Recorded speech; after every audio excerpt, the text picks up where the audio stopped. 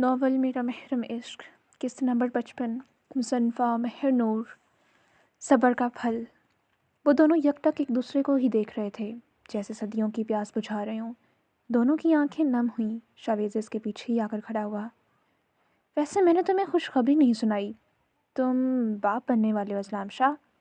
اسلام نے اتنی تیزی سے گردن موڑ کر شاویز کو دیکھا کہ ہڈی چٹک پڑی، آنکھیں پھٹی کی پھٹی رہ گئیں۔ اسے لگا وہ پتھر ہو گیا ہے۔ ایک نہیں، دو بچوں کے باپ۔ شاویز نے اسے حیرت زدہ دیکھ کر دوبارہ وضاحت کی۔ اس نے بے یقینی سے چہرہ موڑ کر مشل کو دیکھا، جس کا سارا جسم شال میں چھپا تھا۔ اسلام شاہ کا دماغ معاف ہوا، پھر جیسے خبر دماغ نے پروسیس کی۔ وہ جی جان سے مسکرایا تھا۔ میں باپ بننے والا ہوں؟ اس نے خود کی طرف اشارہ کیے شاویز سے پوچھا۔ شاویز نے آنکھ ونک کی اور اسلام اندر تک سلگ اٹھا۔ کمینے انسان مجھے اب بتا رہا ہے؟ اس نے شاویز کو گریبان سے پکڑا۔ ہاں، تم نے بھی ہمیں اتنے مہینے تنگ کیا تو ہم نے بدلہ پورا لیا۔ ان کی یہ تکرار سنتے سب کہکا لگا اٹھے۔ اماں، آپ نے سنا یہ کیا کہہ رہا ہے میں باپ؟ فرج جذبات سے وہ مزید کچھ بول نہ پایا۔ امینہ بیگم اس کے پاس آ کر کھڑی ہوئیں اور ہاں میں سر ہلایا۔ اس نے ایک نظر سب کے چہروں پر ڈالی۔ سب مسکرا رہے تھے۔ یہ کوئی خواب نہیں تھا۔ وہ خوشی سے جھوم اٹھا۔ اس کا دل چاہا بھی مشل کو اپنے سینے میں بھینچ لے، مگر سارے حویلی کے فرد یہیں تھے، اس لیے خود پر قابو پایا۔ مشل کی آنکھیں دھندلی ہو رہی تھیں۔ وہ اسے مسکراتے ہوئے دیکھ رہی تھی۔ جیسے ہی آنکھیں دھندلی ہوئیں وہ گھبرا اٹھی، کہیں پھر سے وہ غائب نہ ہو جائے۔ اس نے اپنی آنکھیں صاف کی، دوبارہ سامنے دیکھا۔ آہستہ آہستہ دونوں کے سامنے اندھیرا اچھانے لگا۔ اس سے پہلے وہ گرتی ہیزل نے اسے پکڑا۔ آپ ہی کیا ہوا ہے؟ ہیزل کی آواز پر اسلام نے ایک جھٹکے سے پیچھے دیکھا۔ شاویز فوراً سیڑھیوں کی طرف بھاگا تھا۔ اسلام بھی آہستہ سے سیڑھیاں چڑھتا اوپر پہنچا۔ شاویز نے اسے اپنے حصار میں لیا۔ گڑیا آنکھیں کھولو، مگر وہ ہوش و حواس سے بیگانہ ہو گئی۔ اسلام نے اسے شاویز سے الگ کی اپنے ساتھ لگایا، جسم و روح میں سکون اترا۔ پھر بنا اپنی طبیعت کی پرواہ کیے وہ اسے اپنی باہوں میں اٹھا کر اوپر بڑھا۔ عالم بھی اس کے پیچھے ہی اوپر گیا۔ اسلام اس لیے کمرے تک آیا، پھر اسے بیڈ پر لٹایا۔ اتنے میں عالم بھی اندر داخل ہوا اور فوراً مشل کا بلڈ پریشر چیک کیا۔ بی پی بہت لو ہے، اس لیے بے ہوش ہوئی ہے۔ اس نے سنجیدگی سے اسلام کو دیکھ کر جواب دیا۔ کچھ دیر میں نارمل ہو جائے گا۔ اسلام نے سنجیدگی سے ہاں میں سر ہلایا اور عالم باہر نکل گیا۔ اسلام قدم قدم چلتا بیڈ تک آیا، پھر اس کے پاس بیٹھ کر اس کا ہاتھ اپنے ہاتھ میں لیا۔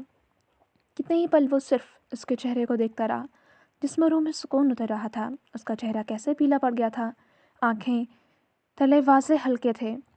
اسلام نے اس کے چہرے پر جھک کر اس کے ماتھے پر لب رکھے۔ دل میں سکون اور ٹھنڈک اتر گئی۔ اگر یہ عورت اس کا سکون تھی تو اسلام شاہ کو ایسا سکون تعمر چاہیے تھا۔ ماتھے کے بعد اسلام نے اس کے دونوں آنکھوں پر لب رکھے، پھر پیچھے ہوا اور اس پر بلینکٹ ٹھیک کیا۔ بیڈ سے اٹھا، کوٹ کی اندرونی پاکٹ سے رنگ کیس نکال کر مشل کے بیڈ کے سائڈ کا دراز کھولا اور اس پہ رکھنے کے بعد اسلام نے کوٹ اتارا۔ کمرہ گرم تھا۔ ایک نظر سارے کمرے میں گھمائی۔ سب سے زیادہ سکون اپنے کمرے میں آ کر ہی ملتا تھا، یہ بات اسلام پر واضح ہو گئی تھی۔ مشل پر آخری نظر ڈالتا وہ اٹھا اور ڈریسنگ روم میں آیا۔ کبرڈ کھولی، اس کے کپڑے ترتیب سے ہینگ تھے۔ اسلام کی نظر اوپر ہی آڑی ترچھی ہوئی شرٹ پر گئی۔ اسے اٹھا کر دیکھا تو اس پر میٹھے میٹھے آنسوں کے نشان تھے۔ اسلام آسودہ سا مسکرایا۔ ابھی جسم میں کافی کمزوری تھی۔ اسلام نے وہی شرٹ پکڑی اور ایک جینس نکال کر کبرڈ بند کی اور فریش ہونے کے لیے واش روم میں گھس گیا۔ اس نے بہت مشکل سے اپنی آنکھیں کھولی، نظر سیدھا چھت پر گئی۔ وہ آہستگی سے اٹھ بیٹھی۔ کمرے کی فضا میں خوشبوؤں کا راج تھا۔ مشل کا دل ڈوب کر ابھرا۔ کمرے کی فضا تو کہہ رہی تھی اس کا مالک آ چکا ہے، مگر وہ کہیں بھی نہیں تھا۔ کیا وہ صرف خواب دیکھ رہی تھی؟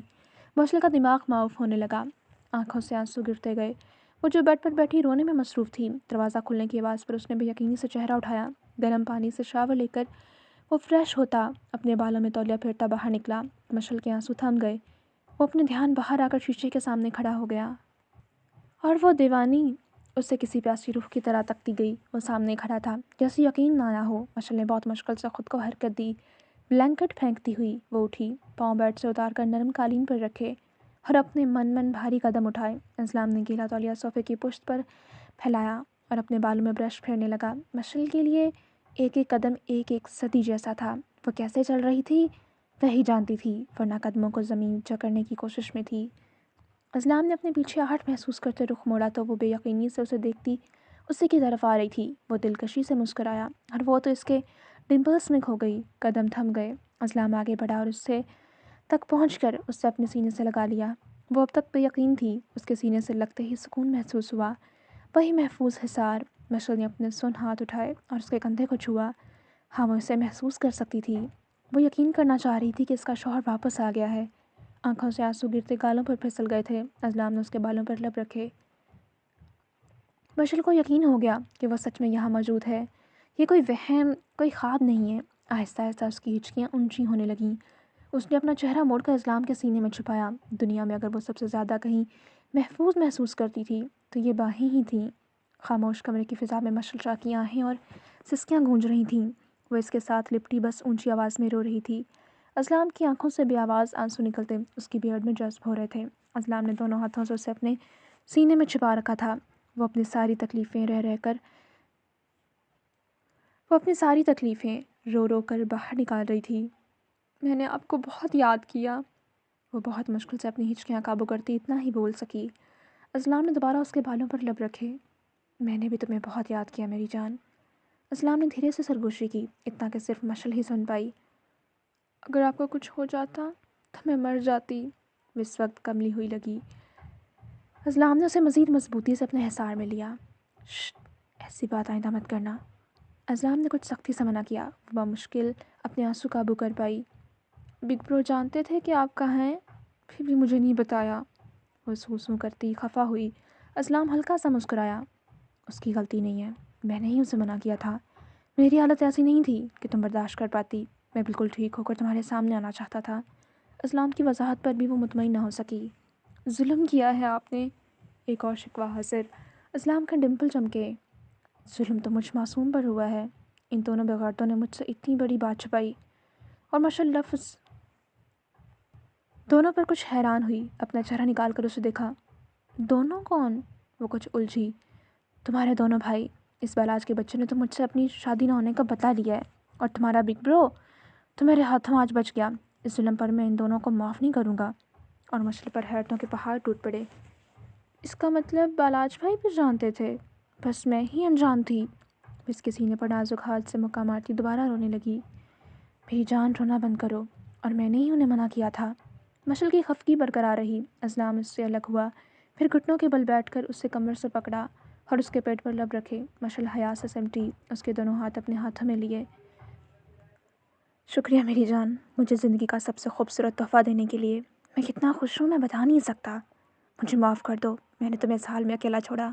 اس حادثے کی وجہ سے یہ سب ہوا، ورنہ میں تمہیں اکیلا چھوڑ کر کہیں نہ جاتا۔ اضلام نے اسے ہگ کیا، شاید وہ ان دونوں نئی جانوں کو محسوس کرنے کی کوشش کر رہا تھا۔ مشعل کی آنکھوں میں آنسو تھے اور اضلام کی آنکھیں اس وقت خوشی سے بھیگی ہوئی تھیں۔ سوری مائی بیبیز، اپنے پاپا کو معاف کر دو، وہ آپ سے اتنے دن دور رہے، مگر اب آپ کے بابا آپ دونوں کو اور آپ کی ماما کو چھوڑ کر کہیں نہیں جائیں گے، ہم ہمیشہ ایک ساتھ رہیں گے۔ مشعل نے اس کے سر کے بالوں میں ہاتھ پھیرا۔ دونوں کے احساسات عجیب تھے، بہت الگ تھے۔ مشعل کو ایسا لگ رہا تھا آج وہ مکمل ہو گئی ہے۔ اچانک سے اسے اپنے آس پاس خوشیاں واپس آتی محسوس ہو رہی تھیں۔ اضلام کتنی دیر گھٹنوں کے بل نرم قالین پر بیٹھا اسے اپنے ساتھ لگائے رہا۔ وہ کھڑی اپنے دونوں ہاتھوں سے اضلام کو اپنے ساتھ کیے بس آنسو بہاتی گئی۔ پھر اضلام اپنی حالت پر قابو پاتا اٹھا، کھڑا ہو کر دوبارہ اسے اپنے سینے سے لگایا۔ شکریہ میری زندگی میں آنے کے لیے، شکریہ میری زندگی بھرنے کے لیے، شکریہ میری ہر غلطی معاف کرنے کے لیے، شکریہ مجھے سب سے زیادہ محبت دینے کے لیے، شکریہ ایک ساتھ دو دو خوشیاں دینے کے لیے۔ اضلام کا لہجہ کانپا، آواز بھیگی تھی۔ مشعل اس وقت خود کو دنیا کی خوش قسمت عورت سمجھ رہی تھی۔ آئی لو یو، اضلام کے سینے پر لب رکھتی وہ اظہار محبت کر گئی۔ اضلام اندر تک پرسکون ہوا تھا۔ آئی لو یو ٹو سنو، وہ ابھی بھی کے لہجے میں بول رہا تھا۔ اس کے بالوں پر لب رکھے، پھر اس کے ماتھے پر۔ آپ میرے صبر کا پھل لیں، آپ میری زندگی کا حاصل لیں، وہ نم آنکھوں سے مسکرائی تھی۔ اچھا، اور کیا ہوں؟ وہ مسکراہٹ دبائے جیسے اندر تک مسرور ہوا۔ مشعل نے اپنی ٹھوڑی اس کے سینے پر ٹکائی۔ سب کچھ، گویا مشعل شاہ نے تمام خوبصورت الفاظ یکجا کر دیے۔ اضلام نے اسے کمر سے پکڑے اوپر اٹھایا۔ مشعل نے جلدی سے اپنی باہیں اس کے گلے میں ڈالیں۔ مشعل کا سینہ اضلام کے سر سے بھی اوپر تھا اور وہ اسے گول گول گھمانے لگا اور بے اختیار کھلکھلا کر ہنسی تھی۔ اور اضلام آنکھوں میں لوہی چمکلیے سے تک رہا تھا۔ بس گھنے چکر آ رہے ہیں، بہت مشکل سے اس نے اپنی ہنسی ضبط کرتے التجا کی۔ اسلام نے اسے واپس نیچے اتار دیا۔ اب اسلام کچھ سنجیدہ ہوا۔ حال دیکھا ہے تو اپنا کتنی کمزور ہو گئی ہو۔ اسلام کی آنکھوں میں اچانک غصہ ابھرا اور مشل کی مسکراہٹ سمٹ گئی۔ اس نے فوراً اپنی نگاہیں چرائیں۔ نظر آ رہا ہے مجھے تم نے اپنا ذرا بھی خیال نہیں رکھا۔ اسلام نے کچھ سرد لہجے میں الفاظ ادا کیے۔ مشل کے بدن میں سرسراہٹ دوڑ گئی۔ اس نے لاڈ سے اپنا سر اسلام کے سینے پر ٹکایا۔ میرا خیال رکھنے والا ہی نہیں تھا تو مجھے خیال رکھنا ہی نہیں آیا۔ اسلام نے اس کی چالاکی پر اسے گھوری سے نوازا۔ اچھا ایسی بات ہے تو اب میں واپس آ گیا ہوں، تمہارا خیال خود رکھوں گا۔ اسلام نے جھک کر اس کا چہرہ تھوڑی سے پکڑے اوپر کیا اور اس کی ناک پر موجود غرور کو دیکھا۔ وہ جیسے کچھ ہی لمحوں میں مغرور ہوئی تھی۔ اسلام نے مان سے اس کی ناک پر لب رکھے، پھر اس کی ٹھوڑی پر۔ مشل کے گالوں پر سرخی چھائی اور اسلام نے اس کے ہونٹوں پر بوسہ دیا۔ وہ بہت تیزی سے سرخ ہوئی تھی۔ اسلام سیدھا ہوا، اپنے ہاتھ سے اس کے بالوں کی آوارہ لٹیں اس کے کان کے پیچھے اڑسیں۔ وہ مسکرا رہی تھی اور اس کے چہرے پر سارے جہاں کی خوشیاں آ گئی تھیں۔ وہ تو مکمل ہی اسلام شاہ کے ساتھ سے ہوئی تھی۔ اسلام نے اس کے دونوں ہاتھ سامنے کیے جہاں ابھی تک اس نے وہ بلیک بینگلز پہن رکھی تھیں۔ آج وہ سر سے لے کر پاؤں تک پور پور کالے رنگ میں سجی ہوئی تھی۔ اسلام نے اس کے دونوں ہاتھوں پر لب رکھے، پھر دونوں کلائیوں پر بھی۔ آج سے پہلے شاید اسلام شاہ کو اتنی پیاری اور خوبصورت نہیں لگی جتنی آج لگ رہی تھی۔ چلو نیچے چلتے ہیں، ساتھ بیٹھ کر کھانا کھاتے ہیں۔ مشل دکھی سا مسکرائی۔ مگر آج میں نے کچھ نہیں بنایا۔ اسے یاد آیا اسلام جانے سے پہلے اسے کہہ کر گیا تھا کہ وہ واپس آ کر اس کے ہاتھ کا کھانا کھائے گا۔ اسلام نے فوراً نفی میں سر ہلایا۔ آج کے بعد تم کچھ بھی نہیں کرو گی، صرف آرام، میں تمہیں کسی کام کو ہاتھ لگاتے نہ دیکھوں۔ اسلام سختی سے اسے دھمکی سے نواز چکا تھا اور مشل بہت اچھے سے سمجھ گئی۔ شریف بچی کی طرح ہاں میں سر ہلایا۔ وہ بیٹھ تک آئی اور شال اٹھا کر اپنے کندھوں پر ڈالی۔ اسلام اس کے پیچھے ہی آ کر کھڑا ہوا اور خود اپنے ہاتھوں سے اس کے گرد شال ٹھیک کی، پھر اس کا ہاتھ پکڑے کمرے سے باہر نکلا۔ اسلام بہت آرام سے اس کا ہاتھ پکڑے سیڑھیاں اترتا نیچے آیا۔ دونوں لاؤنج میں آئے تو سب بڑے خوش گپیوں میں مصروف تھے۔ حویلی میں ایک عرصے بعد خوشیاں لوٹی تھیں، مگر دو آنکھیں ایسی بھی تھیں جنہوں نے اسلام شاہ کے ہاتھ میں مشل کا ہاتھ نفرت سے دیکھا اور ان دونوں کو ایک ساتھ خوش دیکھ کر جیسے جسم میں آگ بھڑک اٹھی۔ اسلام عصر کے وقت آیا تھا، اب رات ہو چکی تھی، باقی سب تو کھانا کھا چکے تھے۔ اسلام اسے لیے ڈائننگ ٹیبل تک آیا، پھر کرسی کھینچ کر اسے بٹھایا۔ ساجدہ بیگم کچن سے نکل کر آئیں۔ ان دونوں کو ایک ساتھ دیکھ کر وہ دل سے خوش ہوئی تھیں۔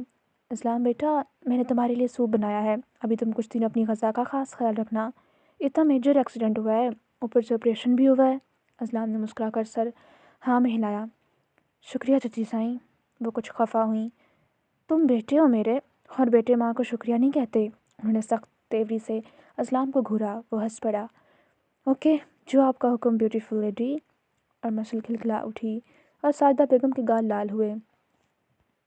ہٹ شرارتی کہیں کے۔ وہ اس کے سر پر تھپکی دیتی کچن میں چلی گئیں۔ اسلام نے ہاتھ بڑھا کر کھانا مشل کی پلیٹ میں نکالا۔ چلو کھاؤ، سنجیدگی سے اسے حکم دیا۔ مشل پرسکون ہوتی کھانے لگی۔ ساجدہ بیگم نے سوپ لا کر اسلام کے سامنے رکھا۔ ابھی ڈاکٹر نے کچھ دن اسے تیز مسالے والے کھانوں سے گریز کرنے کا کہا تھا، اس لیے سوپ اس کے لیے زیادہ مناسب تھا۔ وہ سوپ پینے لگا، مشل کھانا کھا رہی تھی۔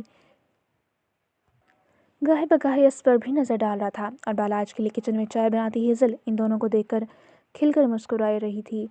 دل ہی دل میں وہ اللہ پاک کا شکر ادا کر رہی تھی جس نے اس کی بہن کی زندگی میں سب کچھ ٹھیک کر دیا۔ مشل نے کھانا کھا لیا تھا۔ اسلام نے ساجدہ بیگم کو آواز لگائی، چچی سائیں ایک دودھ کا گلاس لا دیں۔ 2 منٹ بعد ہی دونوں نے دودھ کا گلاس اسلام کے سامنے رکھا۔ اسلام نے گلاس اٹھا کر مشل کے سامنے رکھا، پیو اسے۔ اور مشل کے حلق تک کرواہٹ اتر گئی۔ اس کا سر زور و شور میں نہ میں ہلا۔ بالکل نہیں، مجھے اس کا ٹیسٹ نہیں پسند۔ اس کی شکل کے زاویے بگڑے۔ سنو، میں دوسری بار نہیں کھاؤں گا، اسے پیو۔ 2 منٹ میں مجھے گلاس خالی چاہیے۔ وہ اچھے سے جانتا تھا کہ دودھ کے نام سے ہی وہ بچپن سے بھاگتی تھی۔ اس کے خیال سے دودھ کا ٹیسٹ اس کے دل خراب کرتا تھا۔ اسلام نے اب کچھ سرد لہجے میں کہا کہ مشل کے بدن میں سنسناہٹ دوڑ گئی۔ اسلام اچھے سے جانتا تھا کہ اسے کیسے ہینڈل کرنا ہے۔ وہ تو بس گلاس کو گھور رہی تھی۔ ابھی تک گلاس پکڑا نہیں ہے کیا؟ کیا چاہتی ہو، اپنے ہاتھوں سے پلاؤں تو یہ نیک کام بھی کر لیتا ہوں۔ ابھی تک گلاس پکڑا نہیں ہے کیا؟ چاہتی ہو اپنے ہاتھوں سے پلاؤں تو یہ نیک کام بھی کر لیتا ہوں۔ اسلام نے گلاس پکڑا اور مشل فوراً گھبرا گئی۔ نہیں نہیں، پیتی ہوں نا، لائیں دیں۔ ساری حویلی والوں کے سامنے وہ شرمندہ نہیں ہونا چاہتی تھی۔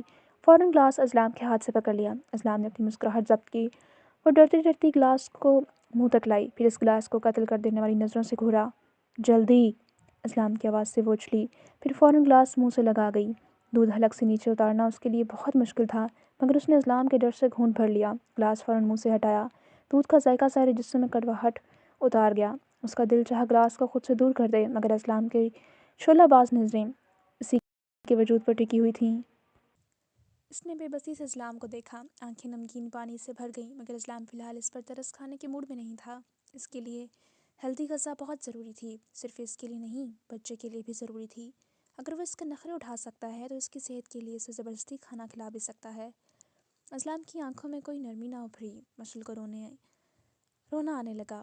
ہٹلر کہیں کے دل ہی دل میں وہ لقب سے نوازتی اس کی کھوریوں سے ڈرتی دوبارہ گلاس کو منہ سے لگا گئی اور بہت مشکل سے دوسرا گھونٹ بھرا۔ حلق سے نیچے اتارنا مشکل تھا۔ 2 منٹ پورے ہو چکے ہیں۔ اسلام اس کے کان کے پاس جھک کر دبا دبا سا گھرایا۔ مشعل نے فوراً گلاس منہ سے لگایا اور ایک ہی سانس میں سارا پی گئی۔ گلاس ٹیبل پر رکھ کر اپنے سینے کا مسئلہ، دودھ نے کڑواہٹ بھر دی تھی۔ اس کے عجیب و غریب فیس دیکھ کر اسلام نے ہیزل کو کچھ اشارہ کیا۔ وہ اس اشارے کو سمجھ کر کچن میں گئی۔ 2 منٹ بعد ہاتھ میں کچھ پکڑے باہر آئی اور وہ اسلام کو پکڑا کر واپس چلی گئی۔ اسلام نے مسکراہٹ دبائے چاکلیٹ مشعل کے سامنے کی۔ مشعل کی آنکھوں میں چمک ابھری۔ اس نے فوراً ہاتھ اٹھا کر چاکلیٹ کو اسلام کے ہاتھ سے پکڑنا چاہا، مگر اسلام ہاتھ پیچھے کر گیا۔ ہاں صرف ہاف۔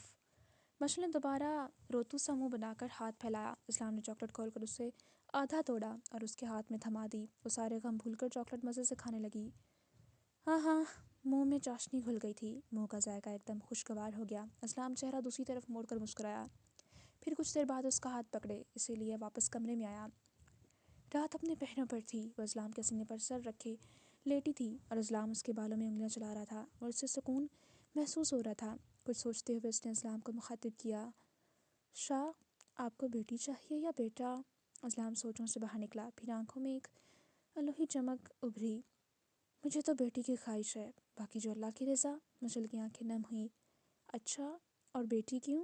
وہ وجہ جاننا چاہ رہی تھی۔ اسلام نے اس کے ماتھے پر لب رکھے، کیونکہ جس شخص کی پہلی اولاد بیٹی ہو وہ شخص خوش قسمت ہے، اور دوسری بات مجھے ایک بیٹی چاہیے جو بالکل تمہاری جیسی نرم، نازک، خوبصورت ہو، بالکل ننھی سنو ہونی چاہیے۔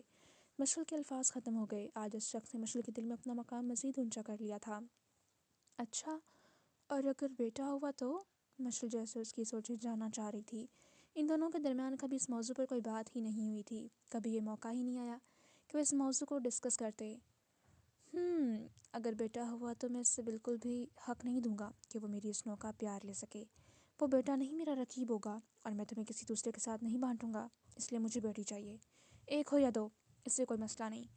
اور مشعل منہ کھولے حیرت سے اس جنونی شخص کو دیکھ کر رہ گئی جسے 2 بیٹیاں تو قبول تھیں مگر بیٹا ایک بھی نہیں۔ وہ بھی صحیح اپنے اس دنیا میں آنے والے بیٹے سے انسیکیور ہوتا اسے اپنا رقیب بھی قرار دے چکا تھا۔ مشعل نے خفگی سے منہ پھلایا، مگر مجھے تو بیٹا چاہیے جو بالکل آپ کے جیسا، خوبصورت، پرکشش، ہینڈسم، دلکش۔ وہ جیسے سارے جذبات کی عکاسی کر گئی۔ اسلام کی مسکراہٹ گہری ہوئی۔ اچھا چلو، اگر تمہاری خواہش ہے تو میں دعا کرتا ہوں کہ اللہ ہمیں ایک بیٹا اور ایک بیٹی دے، مگر میں اسے تمہارے ساتھ زیادہ چپکنے نہیں دوں گا، ابھی سے بتا رہا ہوں۔ اور مشعل کھلکھلا اٹھی، فوراً اس کی دعا پر آمین کہا تھا۔ وہ اندر تک پرسکون ہوتی آنکھیں بند کیے کچھ ہی منٹ میں گہری نیند میں اتر گئی۔ اسلام کے سینے پر اس کی سانسوں کا ساز بتا رہا تھا کہ وہ سو گئی ہے۔ اسلام نے بلینکٹ پکڑ کر اسے اچھے سے بلینکٹ میں کور کیا۔ وہ اس کی شرٹ کے کالر کو اپنی مٹھی میں پکڑے ہی سو گئی تھی۔ اسلام نے اس کے ماتھے پر لب رکھے، پھر خود بھی آنکھیں بند کیے کچھ منٹ میں سو گیا۔ حویلی میں خوشیاں واپس آ چکی تھیں، مگر کب تک آئی تھیں کوئی نہیں جانتا۔ وہ سب اس وقت آغا جان کے کمرے میں بیٹھے تھے۔ اسلام نے ہی بات کا آغاز کیا، میں سوچ رہا تھا اب سب کچھ ٹھیک ہو گیا تو کیوں نہ بالاج کی شادی کا فنکشن جو پہلے کینسل ہو گیا تھا اب وہ فرض بھی ادا کر دیا جائے۔ اسلام کی بات پر بالاج کے لب مسکراہٹ میں ڈھلے۔ آغا جان نے فوراً اس بات میں سر ہلایا، بالکل چھوٹے شاہ، آپ ٹھیک کہہ رہے ہیں، ہم اگلے مہینے کے پہلے ہفتے ہی ان کی شادی کا دن طے کر لیتے ہیں۔ پھر سب بڑے بھی مطمئن ہوئے۔ بالاج نے گویا تشکر سے اسلام کو دیکھا۔ اسلام نے مسکرا کر سر کو جنبش دی جیسے اس کا شکریہ قبول کیا ہو۔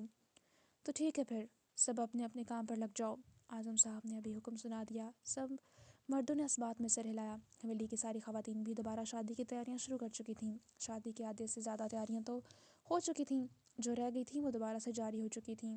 ہیزل روز رات کو اب خود بالاج کے لیے چائے بنا کر لاتی تھی۔ اس وقت بھی وہ چائے بالاج کے کمرے میں ہی دینے جا رہی تھی۔ بالاج اپنا لیپ ٹاپ کھولے رملہ سے ویڈیو کال پر بات کر رہا تھا۔ وہ کچھ پریشان نظر آ رہا تھا۔ رملہ، بات کو سمجھنے کی کوشش کرو، تم اتنی سی ضد کی وجہ سے میری شادی پر نہیں آؤ گی؟ اب تو تمہاری اسٹڈیز میں کمپلیٹ ہونے والی ہیں۔ رملہ کی ضد برقرار تھی۔ میں کہہ چکی ہوں لالا، جب تک وہ عورت اس حویلی میں رہے گی میں اس حویلی کی دہلیز پر قدم نہیں رکھوں گی۔ اب بالاد زچ ہو چکا تھا۔ رملہ رملہ میں تمہارا کیا کروں؟ تمہیں سمجھ کیوں نہیں آ رہی کہ گڑیا کہیں نہیں جائے گی؟ وہ اس حویلی کی بیٹی ہے اور اس کا اس حویلی پر تم سے زیادہ حق ہے۔ مگر رملہ کی ڈٹائی میں کوئی فرق نہیں آ رہا تھا۔ میں بتا چکی ہوں لالا، اس حویلی سے باہر نکالیں یا میرے بنا شادی کر لیں۔ آپ کے بنا شادی ہو جائے گی مگر میری بہن کہیں نہیں جائے گی۔ ہیزل کی گرجدار آواز سے بالاج نے حیرانی سے پیچھے مڑ کر دیکھا۔ ہاتھ میں چائے کا کپ پکڑے وہ غصے سے رملہ کو گھور رہی تھی۔ زبان دیکھ لیں اپنی بیوی کی، میں نہیں آؤں گی اور یہی میرا فیصلہ ہے۔ وہ کھٹاک سے فون بند کر چکی تھی اور بالاج نے سر ہاتھوں میں گرایا۔ ہیزل نے سر جھٹک کر کپ اس کے پاس اسٹڈی ٹیبل پر رکھا۔ ہیزل نے بات کر رہا تھا نا، تو کیا ضرورت تھی اس سے زبان درازی کی؟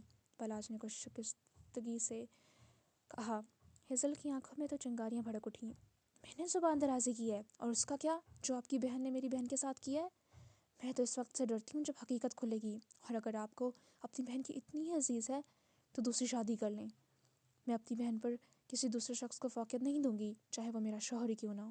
آج ہیزل بھی بس ہو چکی تھی۔ وہ آہستگی سے گرجتی انگلی اٹھائے اسے وارن کیے بنا کوئی لمحہ ضائع کیے کمرے سے باہر نکل گئی اور بالال سر پکڑ کر بیٹھا رہ گیا۔ پھر پوری قوت سے وہ کب ہاتھ مار کر زمین پر پھینک دیا۔ اسے جیسے یقین نہ آیا۔ دوسری عورت کے وجود کو سوچتے ہی وہ مرنے والی ہو جاتی تھی۔ وہ اتنی سی بات پر اسے دوسری شادی کا کہہ کر جا چکی تھی۔ بالاج کو یقین نہ آیا، وہ اس کی محبت اس کے منہ پر مار گئی۔ اف ہیزل، تم تو محبت کے دعوے دار تھی، اتنی جلدی تم نے اپنے راستے بدل لیے۔ وہ بس لہو لہان ہوتا دل لیے خالی ہاتھ دیکھ کر رہ گیا۔ وہ تو بہت بری طرح پھنس چکا تھا۔ سامنے بیوی تھی تو ایک طرف ایک بہن اور دوسری طرف دوسری بہن۔ اسے مشعل بالکل رملہ اور خالہ کی طرح ہی عزیز تھی۔ حویلی میں نئے دن کا آغاز ہو چکا تھا۔ مشعل کے چہرے کی شادابی واپس بحال ہو چکی تھی۔ اس وقت وہ لاؤنج میں بیٹھی فروٹس کے ساتھ انصاف کرتی نظر آ رہی تھی۔ اتنے میں ایک ملازمہ لاؤنج میں داخل ہوئی۔ اس کے پیچھے ایک 25-26 سالہ لڑکی پینٹ شرٹ پہنے ساری حویلی کو ستائش سے دیکھ رہی تھی۔ مشعل نے اس کا سر تا پیر جائزہ لیا۔ گولڈن بال، گرین آنکھیں، مناسب نقوش، وہ کافی ستائش سے حویلی کو دیکھ رہی تھی۔ مشعل نے ملازمہ کو آواز دی، یہ کون ہے؟ اس کی نظر اس لڑکی پر ٹکی ہوئی تھی۔ بی بی جی، یہ کہہ رہی ہیں کہ چھوٹے شاہ سائیں سے ملنا ہے، ان کی مہمان ہے۔ وہ مؤدب سی سر جھکائے کھڑی مشعل کو وضاحت دے رہی تھی۔ مشعل نے کچھ الجھ کر اسے دیکھا۔ کون تھی یہ جو اسلام شاہ کی مہمان بن کر آئی تھی؟ اچھا ٹھیک ہے، تم جاؤ۔ ملازمہ سر ہلاتی چلی گئی۔ امینا بیگم نے بھی کچھ حیرت سے اس لڑکی کو دیکھا۔ بیٹا کون ہو تم؟ ان کی آواز پر وہ پلٹی۔ ہیلو آنٹی، میں اسلام کی دوست ہوں، مجھے گاؤں گھومنے کا بہت شوق ہے، تو میں بس 2-4 دن گاؤں دیکھنے آئی ہوں۔ میرا نام نتاشا ہے۔ اس نے رسمی مسکراہٹ کے ساتھ اپنا تعارف کروایا۔ امینا بیگم نے مشعل کو سوالیہ نظروں سے دیکھا۔ وہ نفی میں سر ہلا کر رہ گئی۔ یقیناً کوئی نئی مصیبت نازل ہونے والی تھی۔ اچھا بیٹا، میں اسلام کی ماں ہوں، خیر میں تمہیں گیسٹ روم میں بھیجتی ہوں، اسلام تو ابھی حویلی میں نہیں ہے۔ انہوں نے اتنا کہہ کر ملازمہ کو آواز دی۔ وہ فوراً حاضر ہوئی۔ اب امینا بیگم اسے سامان اٹھا کر گیسٹ روم کھولنے کا کہہ رہی تھیں۔ مشعل کی سرد نظریں اس لڑکی کے آر پار ہو رہی تھیں۔ اچانک اس نے مشعل کو دیکھا۔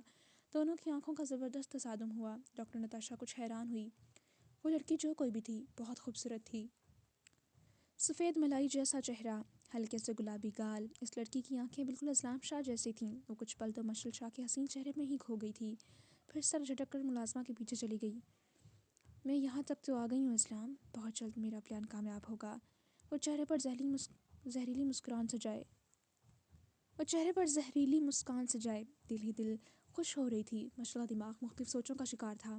کون تھی یہ لڑکی؟ اسلام کے سارے دوستوں کو وہ جانتی تھی، یہ تو کوئی نئی ہی تھی۔ اس نے اپنا موبائل میز سے اٹھایا اور فوراً اسلام کے نمبر پر ایک میسج سینڈ کیا۔ یہ نتاشا کون ہے؟ اسلام نیا موبائل لے چکا تھا، اس کو موبائل تو ایکسیڈنٹ میں ہی شاید آگ کی نظر ہو گیا، پھر اس نے اپنا نمبر بحال کروایا تھا۔ کچھ ہی منٹ گزرے جب اسلام کا میسج اسکرین پر جگمگایا۔ مجھے تو یاد نہیں۔ مشعل کی تیوری چڑھی۔ اچھا، وہ تو حویلی تک آ گئی ہے اور خود کو آپ کی دوست کہہ رہی ہے۔ اسلام کو جیسے یاد آ گیا۔ اچھا میں گھر آتا ہوں تو تمہیں تفصیل سے بتاتا ہوں۔ مشعل نے اوکے لکھ کر موبائل رکھ دیا۔ دماغ میں بہت سارے خیال ابل رہے تھے۔ اتنے میں ندا، حالہ اور ہیزل لاؤنج میں داخل ہوئیں۔ وہ یونیورسٹی سے واپس آ گئی تھیں، ابھی شادی میں 20 دن تھے۔ مشعل نے مسکرا کر ان تینوں کو دیکھا۔ ہیزل کا چہرہ کافی سنجیدہ تھا۔ مشعل کو سلام کیے اوپر بھاگ گئی۔ اس کی اور بالاج کی بول چال بالکل بند تھی۔ وہ تو بالاج سے بات کرنا ہی نہیں چاہ رہی تھی۔ مشعل نے کچھ حیرت سے اس کا یہ رویہ دیکھا۔ اس سے کیا ہوا؟ اس نے حالہ سے دریافت کیا۔ پتہ نہیں آپی، لگتا ہے بالاج لالا سے کوئی جھگڑا ہوا ہے، دونوں کے درمیان کچھ سرد فن ہے۔ مشل نے سمجھنے والے انداز میں سر ہلایا۔ ان کا آپسی مسئلہ تھا، وہ دونوں خود ہی سارٹ آؤٹ کر لیں گے۔ مشل اپنا موبائل پکڑ کر اٹھی اور کمرے کی جانب چلی گئی۔ وہ بہت احتیاط سے سیڑھیاں چڑھتی اور اترتی تھی۔ وہ پہلا حادثہ بھولی نہیں تھی، اس لیے اب بہت احتیاط کرتی تھی۔ مغرب ڈھل چکی تھی۔ اذلان کمرے کا دروازہ کھول کر اندر داخل ہوا تو کمبل میں دبکی سو رہی تھی۔ اس حالت میں اسے نیند بہت آنے لگی تھی۔ اوپر پھر ہر وقت اذلان سے کوئی نہ کوئی فرمائش ہی نظر آتی تھی۔ اس کا کبھی بھی کچھ بھی کھانے کو دل چاہنے لگتا تھا، کریونگ ہوتی تھی۔ اذلان نے کمرے کا دروازہ بند کیا، پھر ہوڈی اتار کر صوفے پر رکھی، موبائل، والیٹ اور گاڑی کی چابیاں میز پر رکھیں اور اس کے پاس بیڈ پر بیٹھا۔ نرمی سے اس کے چہرے سے کمبل ہٹایا۔ سفید دھوتیا چہرہ جس پر اب ممتا کا نور چڑھ گیا تھا۔ اذلان نے جھک کر اس کی پیشانی پر لب رکھے۔ اسکائی بلو کلر کی فراک میں بہت خوبصورت لگ رہی تھی۔ اذلان نے اس کی آنکھوں پر لب رکھے، پھر اس کے دونوں گالوں پر بھی بوسہ دیا۔ اس کی پلکیں کانپ اٹھی تھیں۔ اذلان سمجھ گیا تھا وہ جاگ گئی ہے، مگر سونے کا ڈرامہ جاری تھا۔ اذلان نے مسکراہٹ دبائے اس کے ہونٹوں پر بوسہ دیا۔ وہ پٹ سے آنکھیں کھول گئی، سانس حلق میں اٹکا۔ اذلان کی آنکھوں میں خمار دیکھ کر وہ سمٹ سی گئی۔ اذلان نے اپنے ناک کی ٹپ کو اس کے گلے پر لکیر کی صورت پھیرا۔ مشل کے جسم میں کرنٹ دوڑ اٹھا، آنکھیں حیا سے لرز اٹھیں۔ آج کیا کیا سارا دن میرے بنا؟ وہ سنجیدگی سے اب سوال کر رہا تھا۔ مشل کچھ کمپوز ہوئی۔ جی بھر کر آرام، اس نے اذلان کی پسند کا جواب دیا۔ اذلان کے ڈمپل چمکے۔ کھانا اچھے سے کھایا؟ مشل نے فوراً اچھی بچی کی طرح ہاں میں سر ہلایا۔ Good girl. اذلان اس کی پیشانی پر اپنے لب رکھے۔ مشل کو اچانک وہ نتاشا یاد آئی۔ یہ نتاشا کون ہے اور یہاں کیوں آئی ہے؟ یہ نتاشا کون ہے اور یہاں کیوں آئی ہے؟ اس نے کچھ سختی سے اذلان سے سوال پوچھا۔ اذلان نے نتاشا کے بارے میں سب بتا دیا۔ مجھے نہیں پتا تھا وہ سچ میں منہ اٹھا کر یہاں آ جائے گی۔ میں نے تو اس مصیبت کو سر سے اتارنے کے لیے گاؤں کا نام بتایا تھا، مجھے سچ میں اندازہ نہیں تھا کہ وہ یہاں تک آ جائے گی۔ بہت چپکو ہے۔ اذلان کے لہجے میں نتاشا کے لیے صرف ناگواری تھی۔ مشل کسی گہری سوچ میں ڈوبی اور بس ایک کا ہنکارا بھرا۔ کچھ تو غلط تھا اس لڑکی میں، خیر وہ بھی مشل شاہ تھی، اس سے اچھے سے نپٹ سکتی تھی۔ ایک فزیوتھراپسٹ کیوں اذلان کے پیچھے یہاں تک آئی؟ وجہ صرف ایک ہی ہو سکتی تھی، پسندیدگی۔ اوہ، تو اس لڑکی کو اذلان شاہ پسند آ گیا تھا۔ کوئی نہیں، مشل شاہ اس کی پسند کے سارے بھوت نکال دے گی۔ اچھا چلو نیچے چلتے ہیں، کھانا کھانے مجھے تو بہت بھوک لگ رہی ہے۔ مشل نے ہاں میں سر ہلایا اور اٹھ کر کھڑی بیٹھی۔ اذلان بھی فریش ہونے چلا گیا۔ مشل کا دماغ ایک بار پھر زیاکریشی کی طرح بھاگ رہا تھا۔ وہ کچھ خرافاتی سوچ رہی تھی، پھر ہونٹوں پر مسکراہٹ نمودار ہوئی۔ اذلان باہر نکلا تو وہ بھی منہ ہاتھ دھونے واش روم میں گھس گئی۔ وہ دونوں سیڑھیاں اترتے نیچے آئے۔ اذلان ڈائننگ ٹیبل پر بیٹھا، مشل بھی اس کے ساتھ بیٹھی، دونوں کھانا کھانے لگے اور اذلان نے روز کی طرح دودھ کا گلاس اس کے سامنے رکھا۔ وہ دوبارہ کڑواہٹ گھولتی دودھ کو حلق میں نیچے اتار گئی۔ 10 دن سے اذلان اسے زبردستی روز دودھ پلا رہا تھا، اس لیے آج بھی وہ عجیب و غریب منہ بناتی پی گئی۔ پھر کچھ سوچتے ہوئے وہ کرسی سے اٹھی اور کچن میں داخل ہوئی۔ اذلان جو ضروری کال سن رہا تھا، کال رکھ کر مشل کو دیکھا جو غائب تھی، فوراً اٹھا اور اس کے پیچھے کچن میں داخل ہوا، جو مزے سے کرسی پر بیٹھی اس کے لیے کافی بنا رہی تھی۔ یہ کیا کر رہی ہو؟ اذلان آہستہ آواز میں گرجا۔ مشل جانتی تھی کہ اسے کام کرتا دیکھ وہ کتنا غصہ ہوگا۔ وہ میں آپ کے لیے کافی بنا رہی ہوں، اس نے ڈرتے ڈرتے وضاحت کی۔ اذلان کا دماغ گھوم گیا۔ باہر میں گئی کافی، تم نے کچن میں قدم کیسے رکھا؟ اذلان نے اس کے ہاتھ سے کافی کا کپ پکڑا اور پوری قوت سے زمین پر پھینکا۔ کپ ٹکڑے ٹکڑے ہو گیا۔ مشل اندر تک خوف سے کانپ اٹھی۔ وہ کیسے بھول گئی اذلان شاہ کا غصہ کیسا ہے؟ اس نے آس پاس حیران ہوتی دونوں ملازموں کو دیکھا جو فوراً اذلان کے غصے کے خوف سے رخ موڑے کھڑی ہو گئیں۔ جاری ہے۔